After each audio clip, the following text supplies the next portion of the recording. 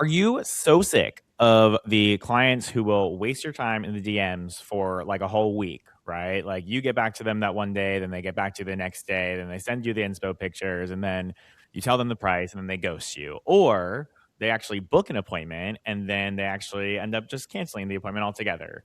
Or are you just generally finding that you are getting a lot of clients who are just wasting your time or are just really not ideal to be in your chair? It is a very common experience. And in today's episode, we're going to be talking about how we can attract better clients and how we can make sure that the non ideal clients, the people that are going to be doing that to you anyway, are going to weed themselves out. So, excited to share those strategies with you. I have Jody Brown with me as per usual to help keep me on track and to keep our brains going today. So, what's going on, Jody Brown? How are you? I am so good. I'm excited to talk about this.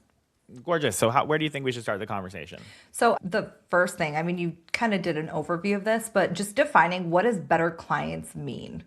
Yeah, I think everybody has to define that for themselves. So, like a lot of the work that we do, I mean, all the work that I do in my programs and when I'm working with stylists is normally very data driven. I like to like get answers from like real things that are actually happening, and then because it's just much more linear, it just makes more sense, right? That's very much my approach with everything. So for example, actually maybe a little bit off topic, but just for example, because it happened, it's fresh in mind, it happened yesterday. I had somebody get on a call with me, and she's a salon owner, and she was sharing how she keeps attracting the wrong applicants to be stylists at her salon and how they end up like churning and things like that. And so my answer was like, okay, well, now that you've had some experience with, you have employees who have stuck with you and they're really great. And then you have employees who have not stuck with you. They've left after 3 months. They were not motivated. You ended up letting them go. Now you have a track record of like type of employees or the qualities that those employees have that normally stick around, and then vice versa, right? And that's probably what I would recommend that we do as stylists when we're trying to first define what is a quote unquote better client or what is a non-ideal client even. And so that really is where we should start. And I think that what you should be doing is you should be thinking back to, what are the clients who stuck with me for a long time? What are the ones that have similarities between other clients that are also, great people to have in my chair? And why is that? Like, why are they actually good people? So you need to define that, and you need to get clear on what that looks like, because once you get clear on what that looks like and what you can define it, you can work backwards from that and figure out, okay, what do I need to say? How do I need to say it? And where can I find more of these people based upon the qualities and the identifiers that you are noticing in these patterns? Also, even because the other part of this conversation is weeding out the people who are not going to be the better clients. And so then you work backwards and you figure out, okay, what needs to be said to detract them, or what needs to just very much be like called out and to be like literally like on your website say, this is probably not a great service for you if XYZ, right? Because it's totally fine for you to do that, and it will help your quote unquote better ideal clients. It'll help them self-identify with you even more and make them trust you even more and more likely to actually want to work with you. Yes, I love that. I've actually seen a blonde specialist do this really well. I can't remember who this person was, but it basically was like, if you're someone who likes an every 6 week to the root, like blonde highlight, I'm not the stylist for you, because they were like more of a lived in specialist. And I thought that was really clever how they called it out. And they basically were like, my schedule probably won't be a fit for you type thing. So I think that's a really good point and a clever way that you can almost like have people self filter. Yeah, another great way to do this is just with your service menu. I've been teaching to possibly putting this on the service menu for a really long time, like if you want to, which is adding like what average or suggested maintenance would be for each service. And of course, it ranges so much. So like leaving a gap, right? Like putting a hyphen in between and giving a range is good. But like I think that it does both of those things, right? It's like, hey, like if you're not willing to come in every 12 weeks, then maybe this isn't a great service for you. But then also it can tell the person that's like totally down for every 12 weeks, or that sounds magical to them, then that really helps them. So same situation, but just in a different way, right? Yeah. And that's a big point I think that we would like to make in this episode, is that there's so many different touch points along that new client journey in which we're able to communicate these things either directly, such as in that post, or almost indirectly, such as like the suggested maintenance range for each of the services on the service menu. I love that. Okay, so with the bringing up the client journey for those new clients, I think let's start with step one when it comes to attracting better clients, and that's with getting their attention. So what can we do for that? So this all goes back to the foundations of what we do, right? As when it comes to marketing, what my philosophy is, again, we always go back to real data. And so I walk my students through doing market research. And that allows us to take real people who are actual ideal, quote unquote, better clients, right? And figure out like what is at the top of their head when it comes to their hair or getting beauty services done. And what are the pain points? What are their desires? And also what is their language? Because we talk about this a lot on the podcast, but like if this person is using a different type of language or a different type of word for to define certain things in their brain than what you're using or that what you would normally to use to call them out, then you're not going to get their attention because you're saying things that aren't going to resonate with them, right? Even though it may mean the same thing. So making sure that you're on the same page with the language and having actual data and research to be able to back that up and also make you aware of it, because a lot of the times you're just not aware that people may not be using that same language. But then also just figuring out like what is the actual things that we need to be talking about. What is top of mind for this person in their own definition. What are the problems that are plaguing them every day? What are the common relatable experiences that they have that you can even like jokingly call out, and then lead into a solution, such as like, I don't know, you could take a reel with like your kids like grabbing your clothes and your hair in the morning, like while you're trying to curl your hair or do your makeup or whatever. You could be like, hey, like, are you so sick of having a routine that takes so long and gets distracted and slowed down by the daily shit that you have to deal with? We give you a simple hair routine that's very quickly for you to get done and whatever, So that's an idea for a post if that's your ideal client, right? But you need to figure out exactly like what are those top of mind things? What are those relatable experiences? And where is that person in their journey as far as like the words that they would use to describe that? And like what would get their attention so that way they actually self-connect with the words that you're using, I guess. Yes. Okay. I love that. And I feel like this also brings up like the whole piece of not speaking to the people who you don't want in your chair. Cause I Yeah. think sometimes if you're in this headspace of like, oh, I'm not attracting great clients, I want to attract better clients, sometimes there can be a little bit of reactivity with like calling out behavior that you don't want, but that's not speaking to the people that you do want. So I think that's like a really great way to underline that too, is making sure that it's making those ideal fit clients feel seen. Yeah, and I will just say like I feel like as a marketer myself, like it's so hard. It's so hard Yeah. to really fully commit to that. To like it's so hard to fully commit to just talking to like that one Yeah. person and not have the natural scarcity of like, oh, well, like this other person or this other person or these other people aren't going to be spoken to in this post. So that means that like, I'm going to be leaving them out, then I'm going to be losing business. But in reality, like if we're not doing that, if we're not willing to like commit to it, right? Then we're actually not talking to anybody because you're not getting anybody's attention. And it's such a classic at this point in our marketing, knowledge and access to marketing theory. Like it's such like a over talked about thing at this point, but it's still so naturally a hard thing to commit to. And something that has helped me recently was I kind of was like, if it was easy and if I was absolutely forced to only talk to this one person, then this is what I would say. And like I just like stopped, like I like let go of all the scarcity. I like let go of like leaving people out. I was like, if I only like literally had to choose this one person, what would I say? And then I said it and I was like, that's it. And that's Yeah. what I'm committing to. And that's what I recommend that you guys do, because I promise you, once you make that switch, a lot of great things change for you. 100%. I love that. Well, it's like my favorite analogy on that is like if someone doesn't like coffee, it doesn't matter how much you water down the coffee, like they're not going to like it, and then the person who likes coffee is also not going to like it. So basically you're just like putting way too much, trying to make something that everyone likes means that no one will like it. So I think that's such What a a good point. beautiful analogy. Thank you for sharing that. So, okay, the next thing that we wanted to talk about today is we've talked about getting their attention. We've talked about, self-selecting. Is there anything you want to add on that on the piece of saying who it is for and saying who it's not for? Not particularly. Once you've done your research and you have like a like the platforms in place, like that top of funnel place, like your social media marketing or the billboard or whatever it may be, like the place that the person first finds you, right? And when they consume that, it speaks directly to them and their unique experience, and that you stand out from the noise, you're connecting with them on their language. And then once they gain trust with you, they go to your website and you put things on your website that call those things out, weed those people out that are not ideal, but make those people who are very ideal feel like they're in the right place. Once you've done all that, it really gets down next into like making sure that this person is now the best fit for you on a more, I guess you could say, like linear or tangible or in control level besides from a marketing perspective. So once somebody goes through your marketing, they then technically go through like a sales process with you, okay? From like a general business perspective.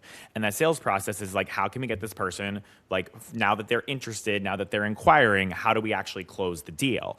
And a lot of salespeople, smart and experienced salespeople and just businesses who are running sales departments, they put a lot of focus on making sure that the lead is completely qualified to actually go through this process, because they don't want to waste any time with any leads that are actually not going to actually close the deal or follow through, or when they're working with them, not be a good fit for the company and then churn early. So like not actually stick around and like be a long time customer.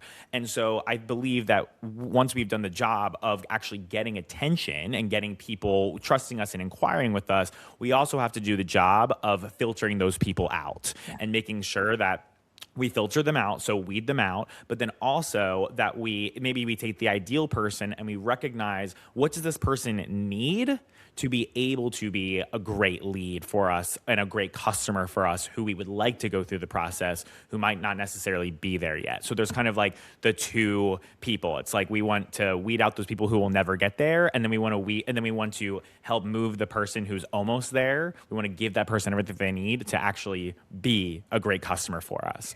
And so a great classic way that we do this is with digital forums, right? That's why I love the digital forums so much. I was just working with a mastermind student, and she gets a shit ton of requests, like a stupid amount of requests every month. It is ridiculous, like 50 requests a month or something like that.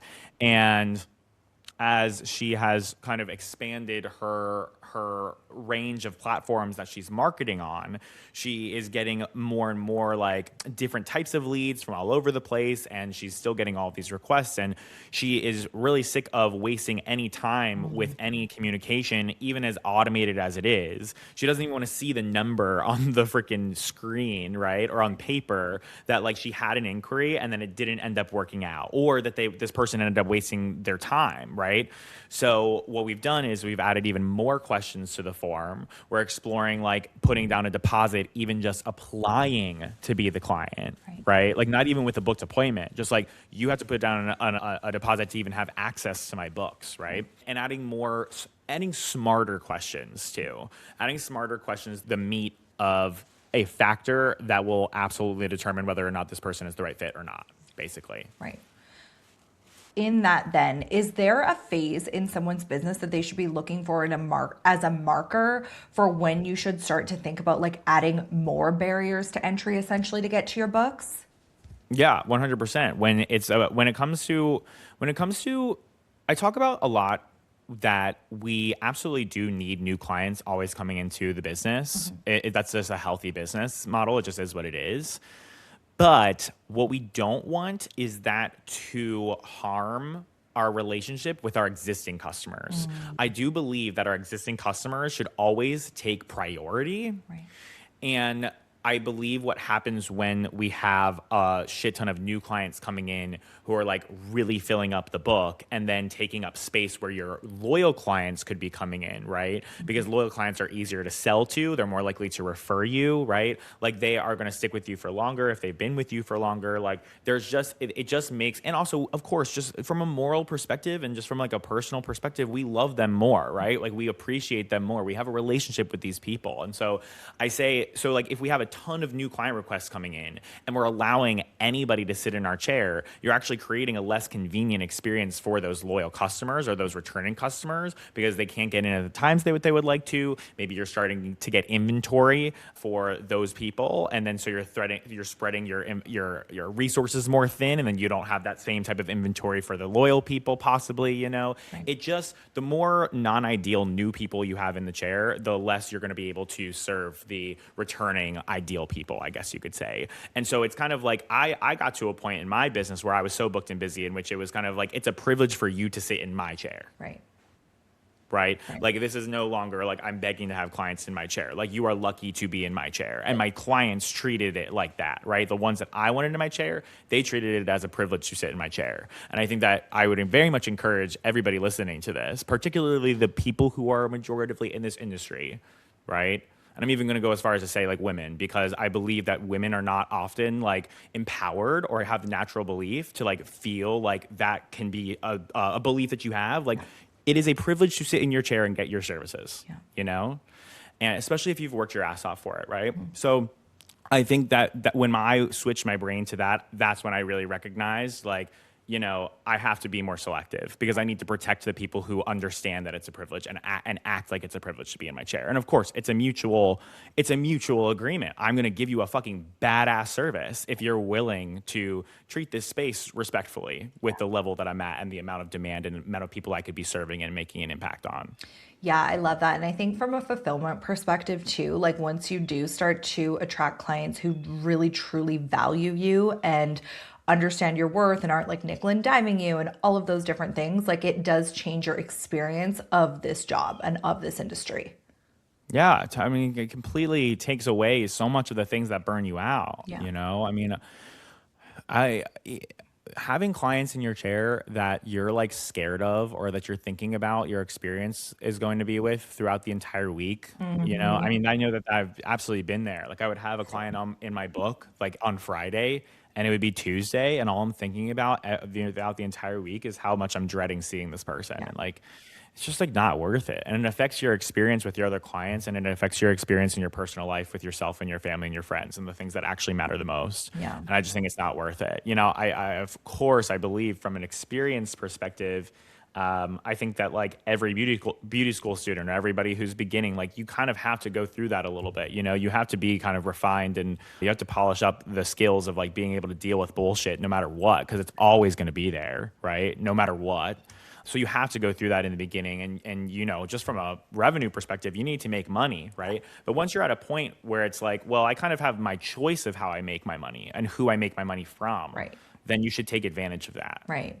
Do you think that this is something that there's like a, you know, we've talked about kind of like once you've hit that point where you've got a ton of demand and you have those clients coming in and you're wanting to be more selective. Is there any of these things that you would recommend implementing like a little earlier in the process, Hunter? Like, you know, when it comes to just building a more aligned clientele that has people who are going to be more respectful of your time, not as likely to no show or last minute cancel? Yeah, you know, a digital form, I think at all levels is fine. I don't think that it's a massive barrier, but it depends on like, but how you do it, it definitely can vary and can change results as far as like how much demand you get, right? So like, let's say that you're super early on in your journey and you really want to just get as many people in your chair as possible and you're pretty desperate. Well, your forms probably shouldn't be as long. Or do we have the form sent after they book an appointment, or do we make it something that's forced to be filled out up front before they can make an appointment, right? So you get to kind of like turn those levers up and down. And the more questions you have, the more strenuous of answers you're expecting, you know, all of that stuff changes the level of conversion and like how many people are actually are willing to go through that process. But I think regardless of like the forms, I think that something at every level is like a salon welcome guide I think everybody should be doing this. And we teach this in the program. We have a template for it for people to just plug and play, and we teach people how to customize it. And it's really, really dynamic and very fun and very cool. It's very like 2026 approved because it's just so engaging, and like I'm just very proud of it. And what's so great about it is we were talking about like attracting better clients, but maybe also giving this person what they need to be a better client. Yes. And I think that that's something really, really great about the salon welcome guide is like it teaches them like how you need to come to the salon prepped, right? Like as far as your hair goes, like do you want it washed? Like do you need it detangled first, or like whatever it may be? Like do you need to bring something? You know, do you want to bring your current products that you have? Right. Something like that. And it doesn't even have to be in the salon welcome guide. Like it can just be in an email that's automated and sent. So you don't have to manually send it every single time, right? Yeah. Even just, you know, being able to prep this person with like where they park and what happens when they get there. And do you want them to wait in their car before they come into your salon suite? Do you want them to knock on the door of the salon suite, right? Like all of that stuff, prepping that person with that stuff gives you and them a better experience. And also, I mean, I remember when people like every now and then would actually like they would miss the salon welcome guide or something like that. Or I would have like the wrong number. So like the automated text that I had like wouldn't send to them and tell them the instructions or whatever it may be. Right. And whenever like they would get to the salon suite and they wouldn't like have followed the instructions just because they didn't get the text or whatever it may be, it was a very awkward start to the experience. And that actually sets you and the client up for a lot of just tension and not a great first impression, you know, and it's difficult to repair those things. It's difficult to go into smooth consultation where you're both like communicating on the same level when you have like a rough beginning, like such as that for the day. Yeah. And so salon welcome guide is good because it gives the person what they need to be the best client possible and for you to give them the best service possible. And then, you know, there's even more advanced strategies that I've considered that I think that a lot of hairstylists should consider, like such as like a video, you know, before they get into the salon and things like that. So yeah, I think that those types of things like that are more like client experience versus like sales process or like operation. I think that that stuff absolutely belongs at every level. Yeah, I love that. So the last thing we wanted to talk about when it comes to getting clients that are more likely to actually like convert, sit in your chair, become long-term clients was the busting through objections piece. So any potential things that, you know, may prohibit someone from being an ideal client along that journey. Can you speak on that a little bit? Yeah, really quickly, I think it's important for your last question. Also, deposits and like card on file, right? Or like implementing your policies. I think that's another like barrier boundary that will absolutely like determine whether or not this person is an ideal client and like is a good lead that follows through, right? So I just really want to quickly touch on that. Like, of course, this is another situation where it's like it's a lever you turn on or turn off, or you turn it up or down, right? And depending on how much you turn up the barrier, you may get less people going through, but then you get more ideal people because then they're showing up. They're willing to do that. They're willing to follow instructions. They're willing to put sensitive information on the line. That means that they're very committed to the service. But are you then but then you are risking less volume of people. So again, you just have to decide like at the level that you're at right now, how booked you are, how desperate you are for clients, what are you willing to sacrifice and what are you not willing to sacrifice? Right. Okay. Objections. So the definition of objections are this person absolutely loves you. They're totally trusting you. They really want to work with you, but. Right.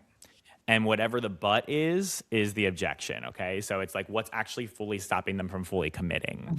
And the thing about objections is a lot of the time they can just be misconceptions. They can be myths, they can be misbeliefs. And so it's really important that we understand these because this especially shows up in more specialized things, such as like extensions. Like in extensions, there's so many objections that I can come up with off the top of my head, such as like, is this going to damage my hair more? Or I have fine hair, this won't work for me. So they have this disbelief, right? And we need to make sure that we're covering that up front. Now, the way that we can do this, I love doing this in like an FAQ section on your website. And then of course, just like with social posts and things like that. But what objection busting can also do, it should first off, yes, it should like actually like make sure that this person is comfortable with whatever their objection is. So, you know, you present them with their objection, but then you present them with like what the opposite of that is so that you get them like to not worry about it anymore. You remove the barrier of the objection.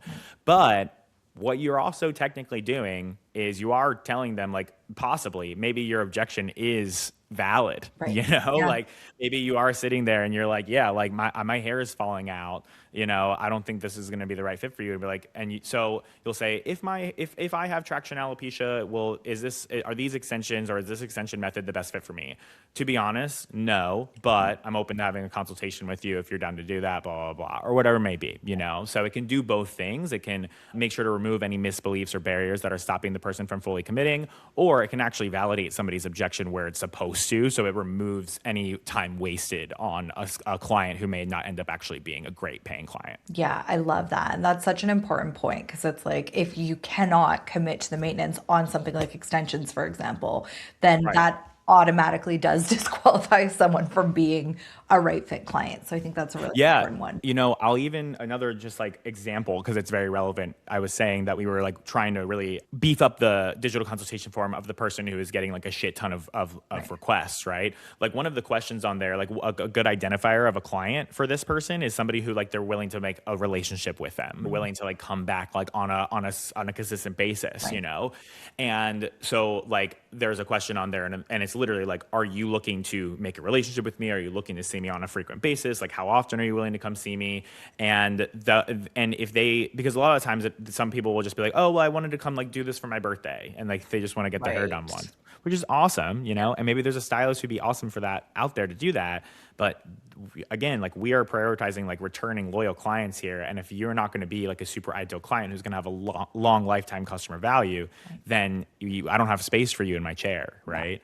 So just another question that you can add in there, and an objection buster too. Right. Yeah. So it's like, let's say that they select like, oh, I'm just looking for like a one-time situation. Will this person, allow that, or would that be okay? You're Right. answering that question right there. You could have something pop up and say like, oh, unfortunately, like we're not doing that right now. Like you'd have to come back and see me every 12 weeks or something like that. Right. I love that. So the overarching like theme here is getting very specific on what that ideal client looks like for you, who will be the best fit for your services, and then being willing to speak way more specifically to that person, having a system for capturing the lead and essentially qualifying them through the process.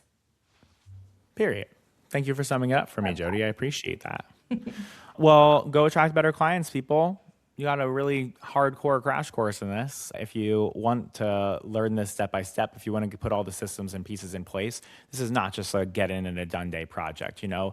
Everything I talked about here, there's so many different touch points, right? There's so many different strategies, and they're all strung together to overall help you attract these clients, streamline and automate your processes, and get only clients who truly value you and will be ideal people to actually work with in the long run in your chair, right? And it's all done in the stuff that I teach in our programs. So if you want to learn more about that, you can go to hunterdonia.com and work with me there. But thank you so much for tuning into the Modern Hairstylist podcast. Peace out, Girl Scout. Bye-bye.